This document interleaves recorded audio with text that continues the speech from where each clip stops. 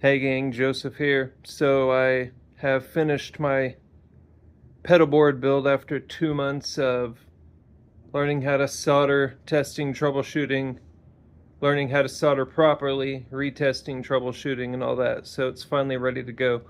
I'll give a brief rundown of the pedals and then how to build a pedal chain using my series of BoredBrain Patchulators, which those seem to be what everybody asks about whenever they see a picture of the board. So start off with the board itself is a Temple Audio Trio 43, and then I have a riser from Fix pedal boards that I put on the back. Everything underneath the riser is just stuff that I don't, it's kind of my set it and forget it stuff that I don't use all that much. And so start off, signal goes in from my guitar to the 29 pedals Una. Be a good point to mention that everything on the board, with the exception of just a few random things, everything is connected to the three essentially pedal patch bays here. It's Patchulator 8000, Patchulator V2, and then the Patchulator Pro. If you've never seen these or used one or you've considered getting one, highly recommend. As I show you, they're probably the most versatile tool for anybody with a large pedal board. So every, like this is the Wazacraft CE2, in, out, every pedal goes all the way in to the Patchulator and then back out to the pedal, which results in a lot of cable being used as opposed to the traditional daisy chain, but that's fine. So the signal goes from my guitar through a wah-wah pedal into the Una, and then the Una I have hooked up to right here, which is this jack. The end of the chain is a Strymon Iridium, which is hooked out below that, and that goes out right here. So from this connection it goes out to the Iridium, and then from the Iridium to the guitar channel in my mixer. So I'll go through the pedals and then how to hook them up. If it's a basic pedal that you've seen before, I'm not going to mention it, or I'll just gloss over it. The silver one right here is the Jackson Audio 1484. That replicates a Sears Silvertone 1484 amp. That's what I grew up playing, and it's when I think of an overdriven amp, that's the sound I think of. Let's see, Foxy Tone Box. That's Warm Audio. Great pedal. It's an octave fuzz. Let's see, anything else special here? Got the new Diamond Vibrato in the green. Great pedal. DJ Lavalamp R2R Electric Mark II Pro Fuzz. Excellent fuzz if you can ever get it on the drop. This is the pedal that I will go to my grave owning. Comes from Macari's over in England. It's essentially a Mick Ronson cocked wah fuzz in a box. Believe it or not, they didn't sell out immediately, and I've never seen another video demoing one on the internet besides Aunt Macari himself. If you can get one, I think they're about $500, but it's a fantastic pedal. I got the Von Gogh on Paragraphs envelope generator, great pedal. So that pretty much covers anything that's just out of the ordinary. So we'll get a patch built up. So I always go from my unit into the compressor. I took time to label everything, so we just use the, once you get everything connected, you just build your chain using 3.5 millimeter audio cables or Eurorack patch cables. So I'm going to go from my Una into the compressor, and then I'll go to my distortion after that. I have all the fuzz on a secondary loop, on a fuzz loop from the Una, so I won't be connecting to any of those. Those don't appear on the Patchulators anyways.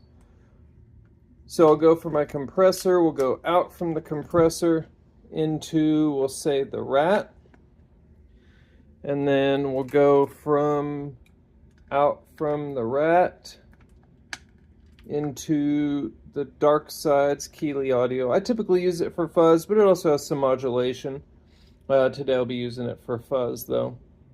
So go out from the rat into the dark side, and then we'll go from the dark side to the CE2. This is the coloring you see here. This is just a modification I've done. These are just stickers that I heat shrunk on there. All of the green labeled on all that, that's just so I know which is the input or the send, and then the red here and the red here, that's like final out exit. So all right, after the CE2, we'll go out from the CE2. Let's see, I probably need a reverb now, so I'll go into the context reverb. Then I'll go out from the context reverb into the DD200 delay. Let's say, and here's where the utility of these comes in.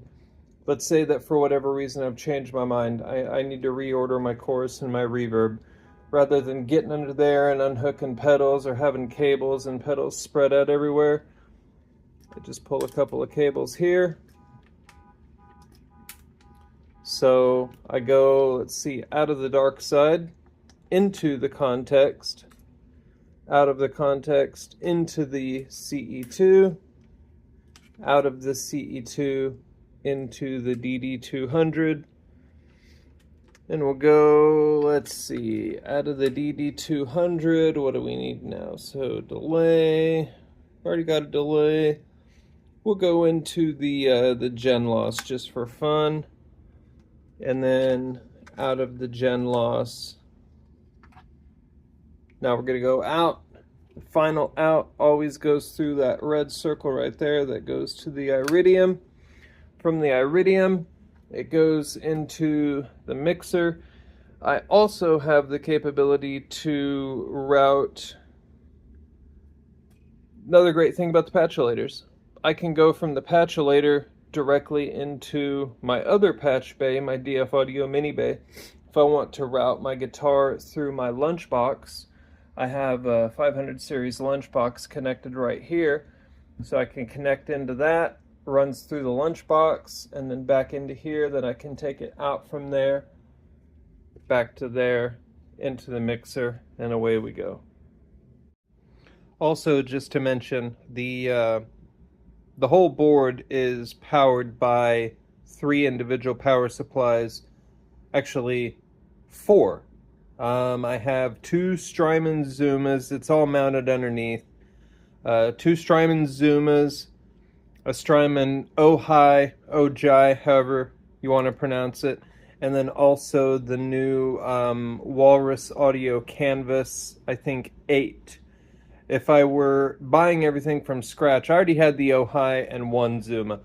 If I were buying everything from scratch, I would have gotten 2 Strymon, 2 Walrus Audio Canvas 22s. They are fantastic. They are half the thickness of the Zumas, even thinner than the Ojai. They're incredibly thick. The barrels of the connectors that they use are very short and stubby on both the straight end and the 90-degree angle end. All of that stuff is mounted underneath. You can see there one of the, but I did my best to get the cabling kind of looks messy there, but that's just, you know, from everything not being cut exactly to length. I had to leave a little bit of play, but I did my best to make it look as professional as possible. There you can finally get a glimpse of the canvas. But I did my best to make the cabling runs as clean as possible. Really, all the sloppiness you see is just the spooled up bits that were too long, but everything is run nice along the edges. And then these are aftermarket mods I did. You can see right there, that's the normal rubber foot that the pedal board sits on. I wanted it raised up a little taller, so I just bought some rubber feet off Amazon so it sits up higher. Additionally, 2 things I left out. 3 things. The Max and the CXM 1978. That's a compressor if you don't know, and that's reverb. They are not wired in through the patch bays. They come to right here. They're used as inserts for really any channel on the mixer that that I might want to use them on. Typically, I'll use them on the drum machine. I have two different. This is not all my gear. This is just a small fraction of my gear pulled out for while I'm in an apartment. TR8S is my drum machine. That's typically what the inserts get used on. Additionally, I have the JHS Colorbox V2. It's a great pedal, but I really haven't found a niche for it. But if you go look at reviews for people in studios, they say those that have this use it on literally everything. I wish I could afford the 500 series, but since they made so few of them, they're $1,500, whereas this is $300. That is wired into here, but if you do find yourself in the market for patchulators, the reason that the Pro, a couple reasons the Pro is better. These are less expensive, they have less connection points, but the Pro, you have a main, I have it labeled as aux, but it's the main I/O. And you can hook a guitar in here, you can hook a synth in here. I have it left open for aux. So I'll come, say I want to hook up anything, but I need to run it through the color box. I'll hook it up here, I'll go from here over to the color box, and then from there back out into whatever I have hooked up into it.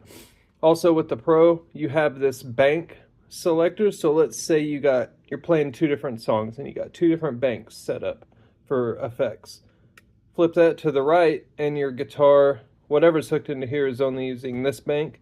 Flip it to the left, you're only using that bank. Put it in the middle and no banks are selected, everything's active. So a quick view of my 500 series waste of money. I won't be using that today when I play my sound demo. The sound demo that'll be playing just for a few of the pedals, especially that, I'll be using the Squier Classic Vibes Jazzmaster. I have a nice Strat, but for some reason the Strat doesn't sound near as good through the Mark II Pro fuzz as the Jazzmaster does. Additionally, two other things I left out. Three, I guess. This is another BoredBrain product. In addition to the Patchulator, BoredBrain, really, they make utility products.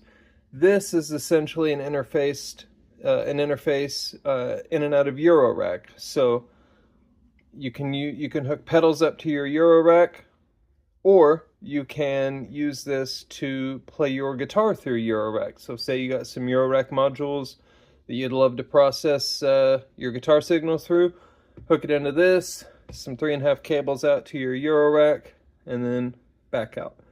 So that's what I got that for. Last thing I'll show you here is just this neat, I know I've shown you underneath it already, this riser that I bought. I want to say it was very inexpensive as far as risers go. Fix Pedalboards is where I found it online. It's 27 inches. It was made specifically for Temple Audio boards. It has magnets that latch there, but they are darn strong, so I took them off, stored them away, just because the unlatching forces, the force I had to put on to get them to unlatch would lift up the pedal board. So if you were touring with it though, they'd be great. And then I had to even install a bumper there because my 1484 pedal was too high. So I want to say this was $150 or less right here, and it's fantastic. So Fix Audio if you want them. I paid for all this crap out of my own pocket. Oh, and then the last thing. This is just my drone oscillator. People always, when they see photos, they want to know what the patchulators are, and they want to know what this is. It's just a drone oscillator, low, medium, and high frequency ranges, and then you just use the dials here to set the frequency. I have this going into the Patchulator Pro, and then out from the Patchulator Pro to its own dedicated channel strip on the mixer. So anyhow, sound demo next. Alright, quick breakdown of, or just quick sound demo from the more interesting things on the board. Currently on the fuzz loop, I'll play the Foxy, the R2R electric Pro Fuzz, and then the distorter. Quick sound demo. Again, it's my phone, so who knows how good it's going to pick it up. I'll do my best.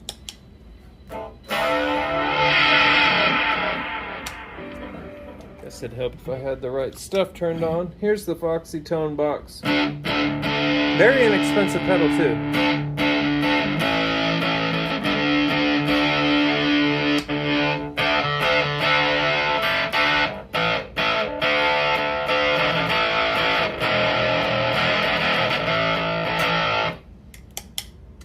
Pro Fuzz.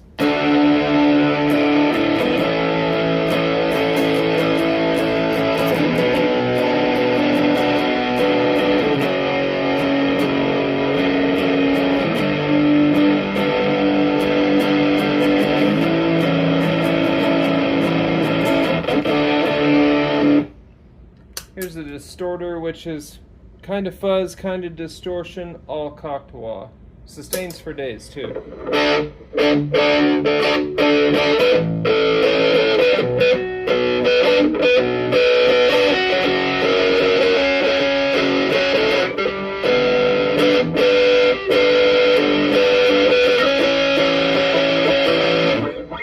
And here's just a bit of example of the sustain. It doesn't gate like regular fuzz pedals do.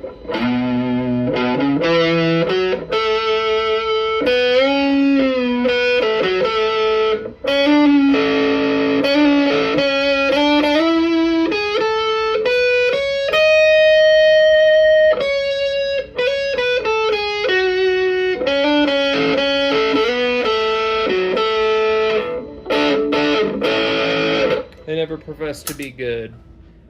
And one last thing, just of note, how I have the reverb set up as the insert onto the mixer. Get some chorus on, and some gen lows too.